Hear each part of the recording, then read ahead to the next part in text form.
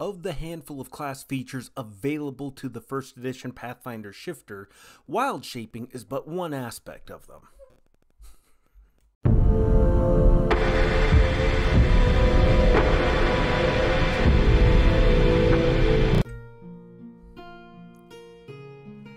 Hello everyone, and welcome back down here to the Gamer's Den with me, your host, Jordan, your master of lore and storyteller extraordinaire. Joining me is my youngest, most adorable co-host, Finn. He decided he didn't want to sleep and instead hang out with Dad, so he is joining us here today, and he is our apprentice storyteller, as yet uninitiated into any circles of lore, but nonetheless, I expect we can see great things from him in the future. And today we are going to be talking about your first edition Pathfinder shifter, going over their aspects. We already covered what the aspect ability does as you pick it up at first level, and then the additions you get via Wildshape and the functions of that. So today we're going to talk about the animal aspects you want to pick up, minor and major forms, the order you pick them up in, and what they do for you. And then at the end we're also going to cover one aspect that does something similar to one we're taking, but is objectively a much more terrible choice for you to have. But before we get into all of that, if you're new here to the channel, go on down there, hit the subscribe button, and become a regular member here at the Gamer's Den. Or if you've already gone on ahead and listed yourself on such an incredible roster of legendary heroes, then go on down to hit the like button and share the video far and wide. But now, let's start talking about your animal aspects. And at first level, you're going to pick up the tiger form. Now, for the minor form, you're going to get a +2 enhancement bonus to your dexterity, +4 at 8th level, and +6 at 15th level. And dexterity is nothing bad to be boosting overall. It's going to be very handy for you. But the fact that this is an enhancement bonus, and any of these aspects that do give you an enhancement bonus to your stats, is kind of shooting you in the foot just a little bit, because the fact that it's an enhancement bonus means that you can't stack this with items that also provide enhancement bonuses. So gauntlets of ogre strength, belts of physical might, the belts that give you the bonuses to your physical stats overall, those are enhancement bonuses. So any overlapping bonuses can't stack, which kind of sucks overall. But with that said, if you can kind of mix and match them, this in a way does kind of free you up a little bit. So if you're using your tiger form, this is giving you an enhancement bonus to dexterity, leaving you free to get a less expensive belt to boost your strength overall, or get gauntlets that boost your strength and provide enhancement bonuses there. It does suck that they're not able to be stacked together, you getting a strength form to boost your strength stat overall, and over time as we collect the other aspects and you're able to utilize multiple minor forms at the same time, you're going to pick up other stat enhancement bonuses. So it still does limit you a fair bit in that regard, but there is some room to mix and match a little bit. Now, for the major form, you can change shape to a dire tiger, and this kicks in at level 4, getting a base speed of 40 feet, low light vision, and scent out to 30 feet. You also gain 2 claw attacks, each dealing 2d4 points of damage, and a bite that deals 2d6. And with both of your claws and the bite, you get the pounce ability. At 8th level, you gain a +8 racial bonus to your stealth skill, and at 15th level, you gain the rake attack using your hind claws, which just deal the same damage as your foreclaws, and raking is what you can do when you are pounced and grappled onto the target. This will let you deal significant amounts of damage, and don't forget, you're adding your strength bonus on top of this. Overall, this is probably, if not the best, one of the best animal combat forms. Oops. Hello there, little buddy.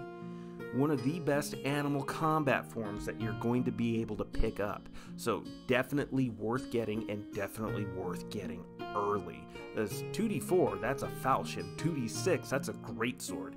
The only thing that's limiting there is that you're only critting on a 20 or better, and you're getting the ×2 damage multiplier. Then at 5th level, when you get your second form, you're going to pick up the bull.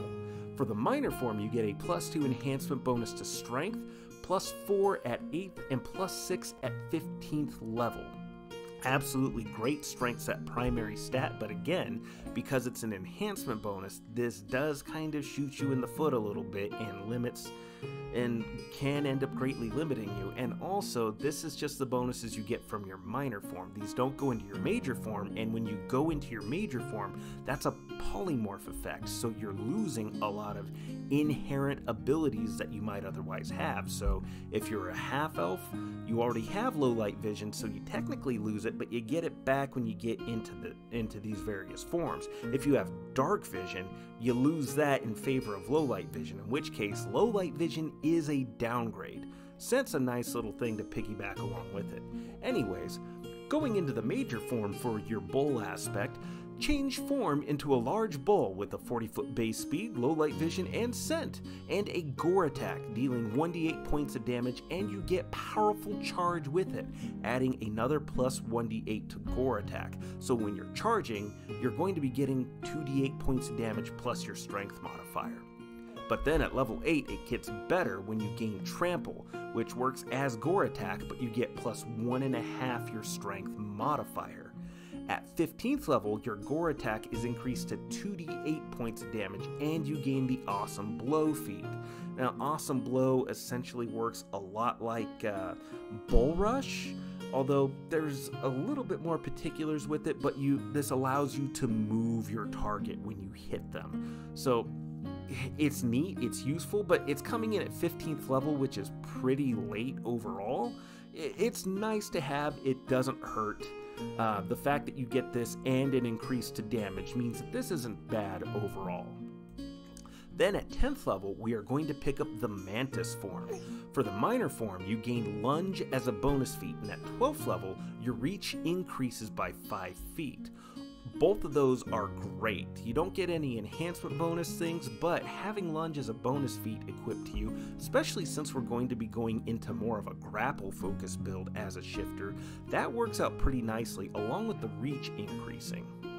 For your major form, you change form to a giant mantis with a 60-foot dark vision and a +2 racial bonus on initiative. You get 2 primary claw attacks, dealing 1d6 points of damage with the grab ability. At 8th level, you always act in a surprise round, but you will always act last if you fail to notice your foes, so you'll definitely want your perception boosted. And this happens regardless of your initiative.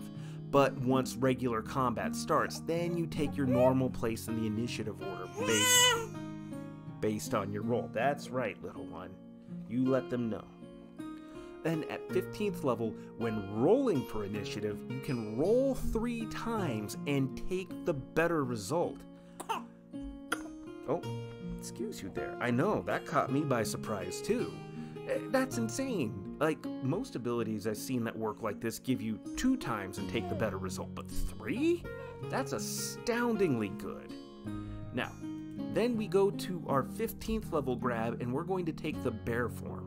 For the minor form, you take a +2 enhancement bonus to your constitution score, which bumps up to +4 at 8th level, and then +6 at 15th level. So equipping 3 of your minor forms, or by this point you're getting 4 of them, you're getting bonuses to strength, dexterity, and your constitution, which isn't bad at all. And you're getting Lunge as a bonus feat and also an extended 5-foot reach, which is pretty cool.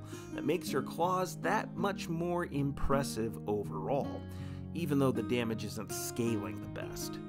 For your major form, though, you become a dire bear with 2 claw attacks, dealing 1d6 points of damage with the grab ability, and a bite attack, dealing 1d8 points of damage. 40 feet base speed, low light vision and scent out to 30 feet. By level 8, you gain improved natural attack for your claws. And then at 15th level, the crit multiplier for the claws goes up from a ×2 to a ×3. And this maxes out at a ×4 crit multiplier if you have other means of increasing that. And you gain the Awesome Blow feat. Not bad overall, although the tiger form is probably going to be what we stick with overall, just because of those increases, that the damage output of the tiger just outpaces everything else. Then for your level 20 and final form, we're going to pick up Falcon. For the minor form, you gain a +4 competence bonus on perception checks, and then it goes up to a +6 at 8th level, and then a staggering +8 at 15th level. For your major form, you change shape to that of a small falcon, getting a bite attack dealing 1d4 points of damage, and 2 claw attacks at 1d3 points of damage.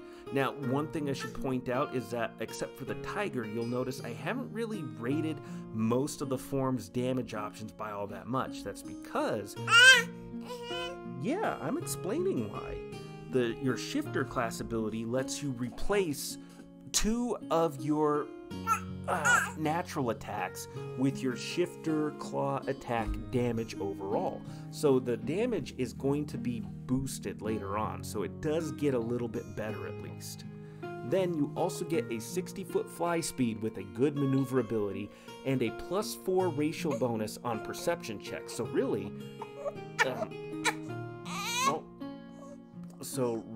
this is going to be great as a utility kind of form. At 8th level, you gain dark vision out to 120 feet, and your perception bonus increases to +6.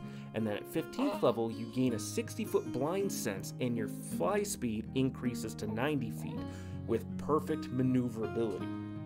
All the way around, this offers you a lot, and this will let you also close the distance with flying enemies, though by this point, by this level, you should have other means of closing with them. Being able to go to this animal form will still help with that immensely. Now, for a aspect that does not work all that well, we have the boar, which functions similarly to the bull form. For your minor form, you gain Die Hard as a bonus feat. 8th level, add your hit dice to your constitution when determining the negative number of hit points that you can go to when you die, or when you will finally die. Now, overall, this isn't that, it's not great.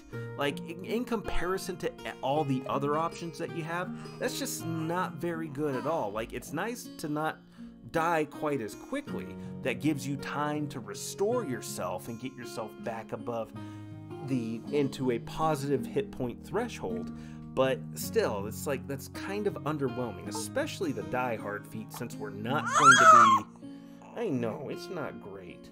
We're not using Die Hard to build into anything else. Then, for your major form, you gain a Dire Boar form with low light vision and scent, a gore attack dealing 1d8 points of damage, and a base speed of 40 feet. At 8th level, you gain improved natural attack on your gore attack, and powerful charge, doing plus 1d8 damage on the gore attack. And then at 15th level, you gain 1 hit point for every hit dice that you have, and the awesome blow feed. So, you can already see why this is bad. It's got some decent features, it's just that they come in later and they're not doing as much damage, and you don't... And the extra hit points are nice at 15th level, but again, that doesn't come in super early, and 1 hit point for every hit dice. I mean, your 15th level, that's 15 extra hit points. It's nothing to sneeze at. It is handy, but pales in comparison to a lot of the other options that you have. So overall, the boar form is pretty terrible, and there are others like it. However, one thing to keep in mind that makes aspects a little bit better is that it explicitly states that you and your DM can work together to homebrew your own aspect forms. Definitely something worth considering and doing, and model them along the lines of either being a utilitarian form or a combat-oriented form. If they're utilitarian, they should offer significant bonuses relatively on par to what the Falcon form offers, although, you know, thematically appropriate to what the animal form is. And then same thing with modeling combat forms off of what the tiger does. You should probably go along those lines, but with something that makes sense for the form. And really, overall, one of the first things I might homebrew as far as aspects go is maybe allowing your shifter to use their minor forms in addition to their major form as well. But what do you think? Go on down to the comments below and let me know your thoughts. Did you like today's video? Did you dislike it?